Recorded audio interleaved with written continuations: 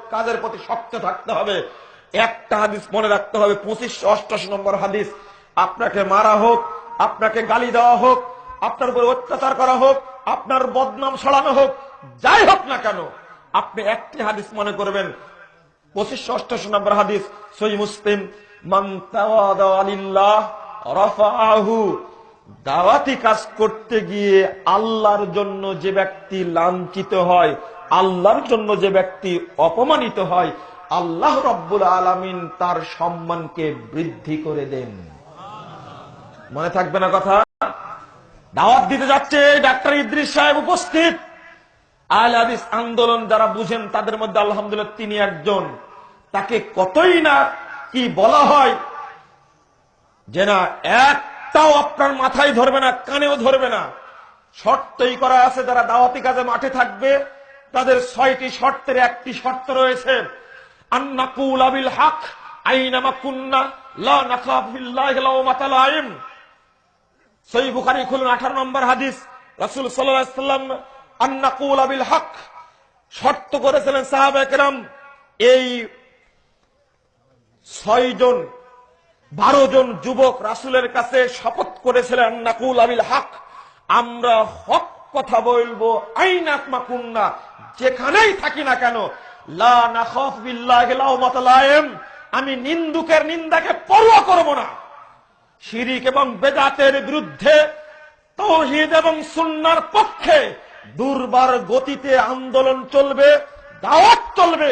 কোন ক্ষেত্রেই কারোর সাথে আপোষ করা যাবে না, সে যে যাই বলুক না কেন। সাবধান থাকতে হবে। আপনি একটু চাপে পড়বেন আর সঙ্গে সঙ্গে দুর্বল হয়ে গেলেন, ওই কর্মীর দরকার নেই। আর কখনোই নিজেকে মনে করবেন না যে আমাকে মূল্যায়ন করা হলো না। কোন একজন কর্মী, কোন একজন দায়ী, কোন একজন দায়িত্বশীল কোশ্চিন কালো একবার ভাববে না আমি এত দাওয়াতি কাজ করি কিন্তু আমাকে নেতারা মূল্যায়ন করে না। খবরদার, আপনার মূল্যায়ন যদি আল্লাহ করেন, ও নেতার মূল্যায়নের দরকার আছে? কোন প্রয়োজন নাই। লক্ষ্য থাকবে দাওয়াত, পথ থাকবে রাসূলের পথ, সাহাবায়ে কেরামের পথ, সিরাতে মুস্তাকিম। লক্ষ্য থাকবে দাওয়াত। এই দাওয়াত দিয়ে যাবেন, মূল্যায়ন আল্লাহ করবেন। হাদিস শোনায় দিলাম না, যে ব্যক্তি দাওয়াতি কাজ করতে গিয়ে লাঞ্ছিত হবে, অপমানিত হবে, আল্লাহর জন্য গালি দিবে, কেউ উচ্চারণা করবে, কি করবে? আল্লাহ তার মর্যাদা বৃদ্ধি করে দিবেন। এবার একটা প্রশ্নের উত্তর দিন, পৃথিবীতে দাওয়াতি কাজ করতে গিয়ে সবচেয়ে অপমানিত যে ব্যক্তি হয়েছেন তার নাম কি? পৃথিবীতে সবচেয়ে শ্রেষ্ঠ ব্যক্তি, মর্যাদাবান ব্যক্তির নাম কি? কিন্তু প্রশ্নের উত্তর তো আপনার কাছে আছে। তাহলে আপনার এত ভয় কেন? যে না, মনে রাখবেন, দাওয়াতি কাজ করতে গিয়ে আপনাকে মেরে ফেলে দিল, এটাও হলো বিজয়ের লক্ষণ। বলুন আলহামদুলিল্লাহ। প্রমাণ বিজয় হয়নি। খুবাইব রাদিয়াল্লাহু আনহুকে যখন মারা হচ্ছে তখন তিনি আবেদন করলেন, দানি উসাল্লি রাকাতাইন, দাও উসাল্লি রাকাতাইন, আমাকে ছেড়ে দাও, 2 রাকাত সালাত আদায় করে নি।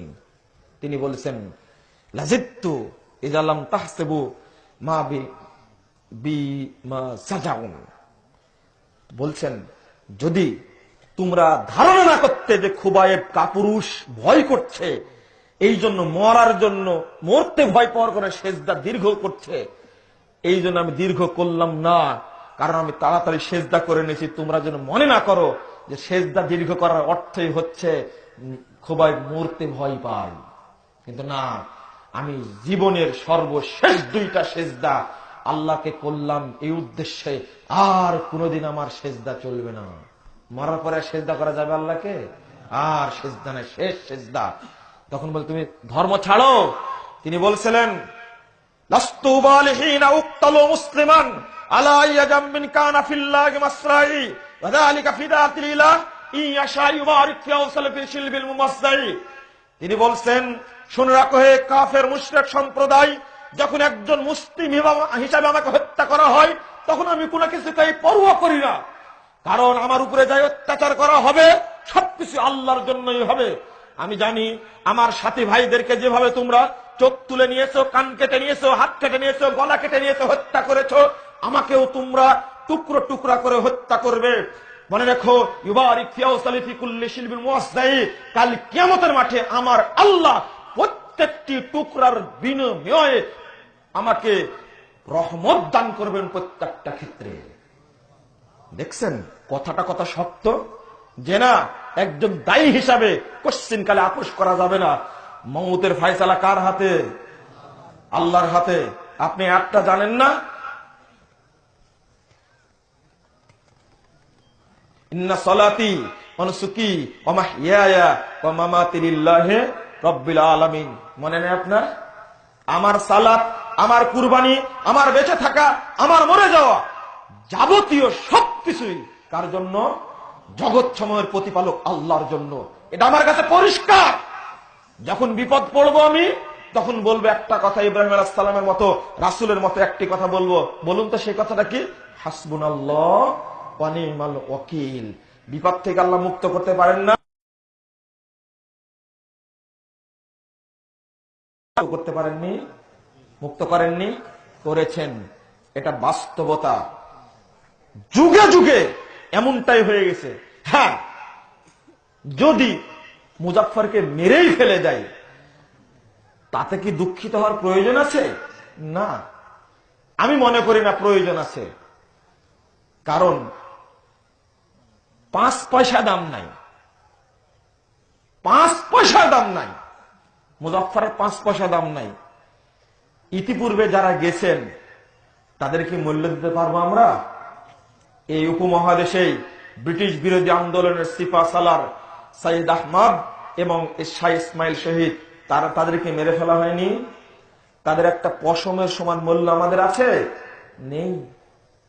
তাহলে এমনকি দীর্ঘ 2.5 বছর ইমাম ইবনে তাইমিয়া রাহিমাহুল্লাহকে শুধু লেখনির কারণে শাসক আটকে রাখলো, এবং দীর্ঘ 2.5 বছর জেল খেটেই তিনি জেল খানাতেই না খেয়ে, পানি না পেয়ে, খুদ পিপাসায় আস্তে আস্তে আস্তে আস্তে জীবনটায় আল্লাহকে বিলিয়ে দিলেন।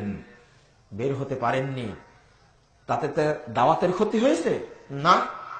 আল্লাহ যদি দাওয়াত কবুল করেন, মৃত্যুর মধ্যেই ফয়সালা আছে। ইবনে তাইমিয়া রাহিমাহুল্লাহকে যখন জেলখানা থেকে বের করা হয়, তার ভক্তি দেখে, মানুষের অবস্থা দেখে তৎকালীন শাসক পা ধরে ক্ষমা চাচ্ছে, ইবনে তাইমিয়া তোমাকে আমি চিনি না, তুমি আমাকে মাফ করে, আজকে চিনতে পারলাম। এই অবস্থা দেখে 1,60,000 ইহুদি একদিন ইসলাম গ্রহণ করেছে। লাভ হলো? না, কোন লাভ হয়নি। ইমাম আহমদ বিন হাম্বল রাহিমাহুল্লাহকে 12টি বছর আটকে রাখা হলো। 28 মাস তাকে তার গায়ে পিটানো হয়েছে। 12 বছর পরে আল্লাহ যেভাবে বরকত দিতে চান আর কেউ পারে না। 12 বছর পরে কি হলো? ইমাম আহমদ বিন হাম্বল রাহিমাহুল্লাহ যখন ছেড়ে দেওয়া হলো জেলখানা থেকে, তখন ইমাম বুখারী তার ছাত্র, ইমাম মুসলিম তার ছাত্র, আবু দাউদ তার ছাত্র, 10 লক্ষ হাদিস বক্ষে রক্ষিত ছিল। তাদের সামনে পৃথিবীর সর্বশ্রেষ্ঠ মুহাদ্দিসের সামনে হাদিসগুলো পেশ করে দিলেন।